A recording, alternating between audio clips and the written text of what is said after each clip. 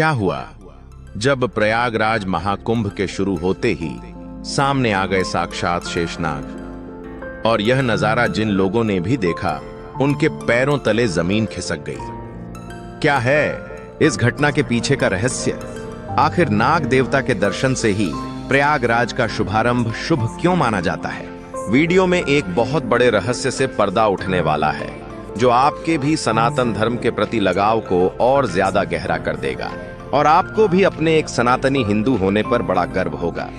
लेकिन आगे बढ़ने से पहले महादेव के सच्चे भक्त इस वीडियो को लाइक करके कमेंट बॉक्स में हर महादेव जरूर लिखें। आप भी हमें नीचे कमेंट बॉक्स में बताएं कि आप इस साल प्रयागराज में लगने वाले महाकुंभ मेले में शामिल होने वाले हैं। देश दुनिया से करोड़ों लोग 13 जनवरी से शुरू होने वाले प्रयागराज महाकुंभ में शामिल होने वाले हैं। भारत में जन्म लिए हुए हर इंसान की जिंदगी में एक बार महाकुंभ में शामिल होने की इच्छा जरूर होती है, और प्रयागराज में यह जो महाकुंभ लगने वाला है, ये 144 साल बाद आने वाला पूर्ण महाकुंभ है, जो कि विशेष ग्रह नक्षत्रों के दौरान लगता है। जो इस महाकुंभ में गंगा स्नान करता है, संगम में डुबकी लगाता है, वह अपने सारे पापों से मुक्त होता है और उसकी मुक्ति का मार्ग तय हो जाता है। देवी देवताओं को से विशेष आशीर्वाद मिलता है। आज जिस रहस्यमय चमत्कार की हम बात करने वाले हैं, उस घटना की शुरुआत होती है राजस्थान के जयपुर में रहने वाले सीमा और सुनील नाम के दो पति पत्नी से। वैसे तो सुनील एक आईटी कंपनी में सॉफ्टवेयर इंजीनियर का काम करते थे, लेकिन जब उन्हें पता चला कि महाकुंभ की तैयारी जोरों शोरों पर है और 13 जनवरी से महाकुंभ का आयोजन होने वाला है, तो वे कुंभ मेले में जाने के लिए बहुत उत्साहित थे, क्योंकि 12 साल पहले भी वे अपने पिताजी के साथ प्रयागराज के महाकुंभ मेले में शामिल हुए थे। वहां उन्हें बड़ा ही आनंद और सुकून का अनुभव हुआ था। इसलिए अब वो अपने परिवार के साथ एक बार फिर 2025 के महाकुंभ मेले में जाने वाले थे। लेकिन उन्हें इस बात का अंदाजा नहीं था कि इस कुंभ मेले में उनके साथ एक बहुत बड़ी चमत्कारी घटना होने वाली है। उत्तर प्रदेश के प्रयागराज में सुनील जी की बहन का घर था, इसलिए वो जयपुर से महाकुंभ के 20 दिन पहले ही प्रयागराज के लिए अपने परिवार के साथ रवाना हो गए। उस समय पूरे प्रयागराज में महाकुंभ की तैयारी जोरों शोरों पर थी। गंगा नदी की साफ सफाई का कार्य रोजाना किया जा रहा था। शहर के अलग अलग स्थानों पर भव्य द्वार बनाए जा रहे थे। साथ ही साथ कई ऐसी विशेष टेक्निक का इस्तेमाल करके महाकुंभ को बहुत ही भव्य बनाने की तैयारी थी। सुनील जी अपनी पत्नी सीमा और 10 साल की बच्ची जानकी के साथ अपनी बहन के घर प्रयागराज आए थे। वे तकरीबन 15 दिन प्रयागराज उगने वाले थे और पूरे महाकुंभ मेले को अच्छी तरह से एक्सप्लोर करना चाहते थे। जब महाकुंभ शुरू होने का समय जैसे जैसे नजदीक आया, वैसे वैसे देश से हजारों साधु प्रयागराज पहुंचने लगे, जिसमें कुछ साधु ऐसे थे जो लोगों का ध्यान अपनी ओर बहुत ज्यादा खींच रहे थे।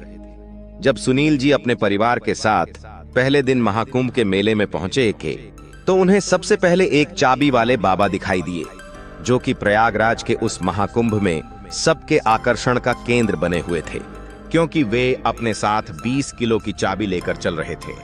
उन्होंने उस चाबी को राम नाम की चाबी बताया था। बाबा का कहना था कि 16 साल की उम्र में ही उन्होंने अपने घर का त्याग कर दिया था, क्योंकि वे समाज में फैली बुराइयों को और नफरत को खत्म करना चाहते थे, जिसके लिए चाबी वाले बाबा ने बहुत सारी पदयात्राएं की, बहुत सारी कठिनाइयां झेली। उनके पास 20 किलो की चाबी है और इसी चाबी के जरिए वे लोगों का अहंकार तोड़ते हैं और उन्हें अध्यात्म का रास्ता दिखाते हैं। जब सुनील जी अपने परिवार के साथ महाकुंभ मेले में और आगे बढ़े, तो उन्हें गंगापुरी महाराज दिखाई दिए, जो लोगों के आकर्षण का केंद्र बने हुए थे। कोई उनके पास आकर फोटो खिंचवा रहा था, तो कोई उनके साथ सेल्फी लेना चाहता था, जिसके पीछे सबसे बड़ा कारण यह था कि उनकी हाइट महज 3 फीट थी, यानी जितनी लंबाई 5 से 6 साल के बच्चे की होती है। बाबा सिर्फ उतने ही बड़े हैं, लेकिन उनकी उम्र 57 साल की है। कम हाइट होने की वजह से लोग उन्हें छोटू बाबा के नाम से बुला रहे थे।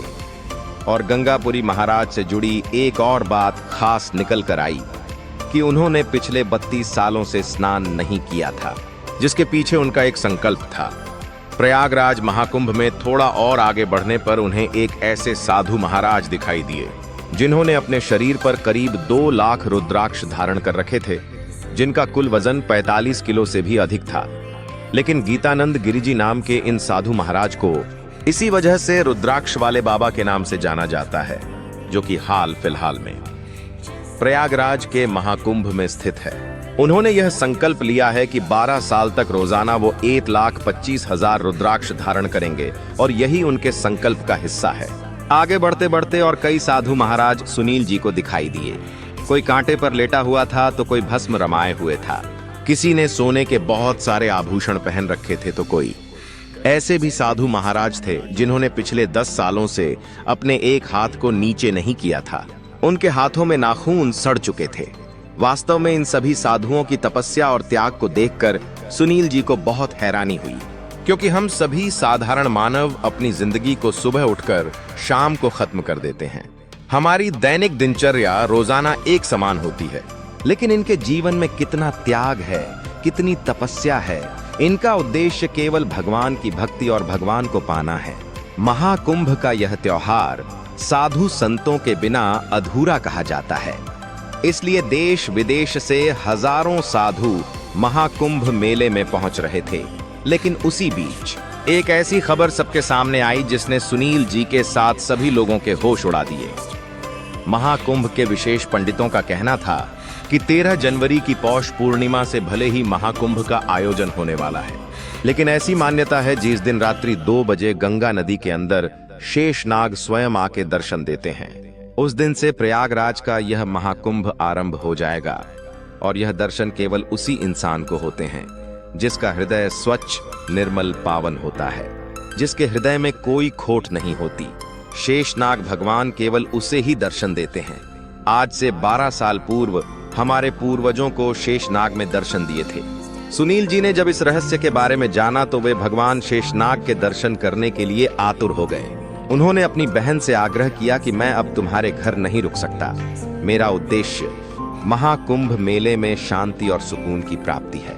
मैं अगले 15 दिन इसी कुंभ मेले में कैंप के अंदर बिताना चाहता हूँ। जिसके बाद सुनील जी, उनकी पत्नी सुनीता और उनकी 10 साल की बच्ची जानकी महाकुंभ में ही एक कैंप लेकर रहने लगे। वे 15 दिन महाकुंभ में रुकने वाले थे, शाही स्नान देखने वाले थे, संत गुरुओं का आशीर्वाद प्राप्त करने वाले थे और उनका उद्देश्य था सांसारिक जगत से दूर एक सुकून की प्राप्ति करना। लेकिन जब से उन्होंने शेषनाग के उस चमत्कार के बारे में सुना था तो सुनील जी के मन में शेषनाग को देखने की बहुत इच्छा जागृत हो गई थी। अब रात्रि के समय जब वो अपने परिवार के साथ महाकुंभ के कैंप में सो रहे थे तो रात्रि 2 बजे वे चुपचाप अपने कैंप में उठ गए और गंगा नदी के घाट पर आकर बैठ गए। उन्हें विश्वास था कि उनका दिल साफ है, उन्होंने कभी कोई पाप नहीं किया। भगवान शेषनाग उन्हें दर्शन देंगे और इसी के साथ महाकुंभ आरंभ हो जाएगा। लेकिन उस दिन 2-3 घंटे इंतजार करने के बाद भी उन्हें गंगा नदी के अंदर शेषनाग के दर्शन नहीं हुए। तकरीबन 4 से 5 दिनों तक उन्होंने यह क्रम जारी रखा। वो रोजाना रात्रि 2 बजे गंगा घाट पर जाकर बैठ जाया करते थे ताकि उन्हें शेषनाग भगवान दर्शन दे दे। लेकिन एक दिन भी उन्हें नाग देवता के दर्शन करने का सौभाग्य प्राप्त नहीं हुआ। अब वे समझ चुके थे कि शायद शेषनाग भगवान उन्हें दर्शन नहीं देना चाहते। महाकुंभ के इस मेले में सुनील जी के 10 दिन बीत चुके थे और बीते 10 दिनों में उन्होंने कई साधु महाराज का आशीर्वाद प्राप्त किया, कई सारे बेहतरीन नजारे देखे, वे कई अधूरियों से मिले, गंगा स्नान किया। लेकिन अब मात्र 5 दिन बचे थे। वे 5 दिन बाद पुनः जयपुर जाने वाले थे और मन में एक अधूरी अभिलाषा थी कि भगवान शेषनाग उन्हें दर्शन देंगे। लेकिन अब उनकी यह इच्छा टूटती हुई नजर आ रही थी। लेकिन एक रात्रि को कुछ ऐसा हुआ जिसे देखकर सुनील जी के भी पसीने छूट गए। दरअसल उनकी पत्नी सुनीता को रात्रि में कभी-कभी नींद में चलने की आदत थी। एक रात्रि को जब वो महाकुंभ में अपने कैंप के अंदर सोए थे तभी उन्होंने महसूस किया कि सुनीता तो कैंप में है ही नहीं, वो कहीं चली गई है। तब वे बहुत ज्यादा घबरा गए और आसपास कैंप के उसे ढूंढने लगे। लेकिन सुनीता का कोई पता नहीं चल पाया, उसके पास कोई मोबाइल भी नहीं था। इधर उधर ढूंढते ढूंढते सुनील जी पागलों की तरह सुनीता को इधर उधर ढूंढने लगे। उनकी 10 साल की बच्ची जानकी भी उस समय कैंप में अकेली थी। उन्हें उसकी भी बहुत चिंता सता रही थी।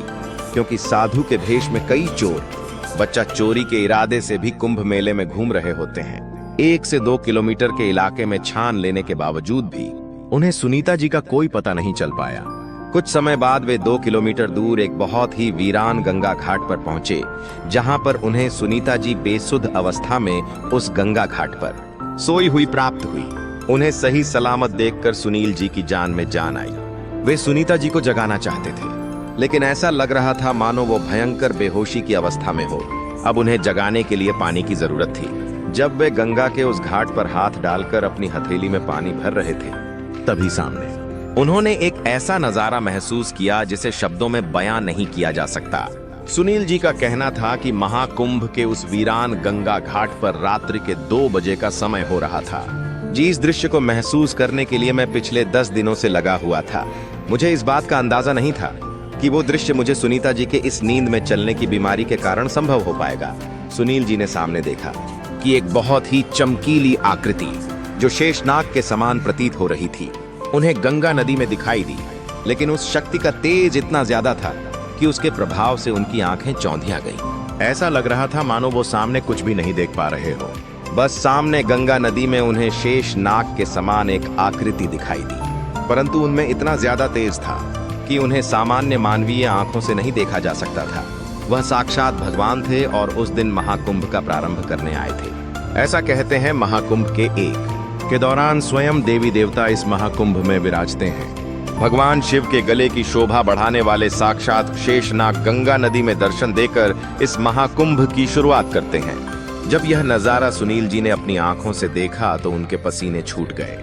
जब उन्होंने पानी की कुछ बूंदें सुनीता जी के ऊपर डाली तो उन्हें भी होश आया, लेकिन वो बहुत ज्यादा हैरान थी कि वो आखिर अपने कैंप से इतना दूर कैसे आ गई। तब तक शेषनाग अंतर्ध्यान हो चुके थे, लेकिन सुनील जी ने अपनी आंखों से जो देखा था वो बयां कर पाना मुश्किल था। उन्होंने सुनीता जी को यह सारी हकीकत बताई। तब उन्हें महादेव की एक लीला समझ आई कि जब हम भगवान के चमत्कार को देखने के लिए खुद प्रयास करते हैं तो वो चमत्कार नहीं हो पाता। चमत्कार तभी होते हैं जब भगवान हमें चमत्कार दिखाना चाहते हैं। वे पिछले 10 दिनों से गंगा घाट पर रात्रि को 2 बजे शेषनाग भगवान का इंतजार कर रहे थे, लेकिन उन्हें दर्शन प्राप्त नहीं हुए और जिस दिन उन्होंने चमत्कार की उम्मीद छोड़ दी, उस दिन महादेव ने एक ऐसी लीला रची कि सुनीता जी को नींद में चलाकर 2 किलोमीटर आगे भेज दिया, क्योंकि उस गंगा घाट पर कई साधु संत, कई लोग मौजूद थे।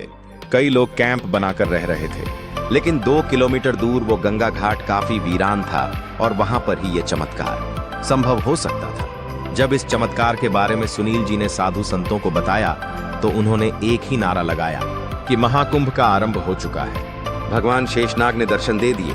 इससे एक बात और स्पष्ट हो गई कि सुनील जी काफी साफ दिल वाले इंसान हैं। उन्होंने कभी किसी का बुरा नहीं किया, कोई बुरा कर्म नहीं किया। ऐसे लोगों को भगवान शेषनाग दर्शन देते हैं। महाकुंभ देश विदेश की आस्था का बड़ा केंद्र है और जो भी महाकुंभ में आता है वो अपने साथ एक अनूठी याद लेकर जरूर जाता है। आप भी हमें नीचे कमेंट बॉक्स में बताइए, क्या आप प्रयागराज में लगने वाले इस महाकुंभ में शामिल होने वाले हैं? वीडियो अगर आपको पसंद आई है तो लाइक करें और रोजाना ऐसी सत्य चमत्कारी घटनाएं देखने के लिए हमारे चैनल को सब्सक्राइब करके बेल आइकॉन को प्रेस कर लीजिए। अभी के लिए आप सभी दर्शकों को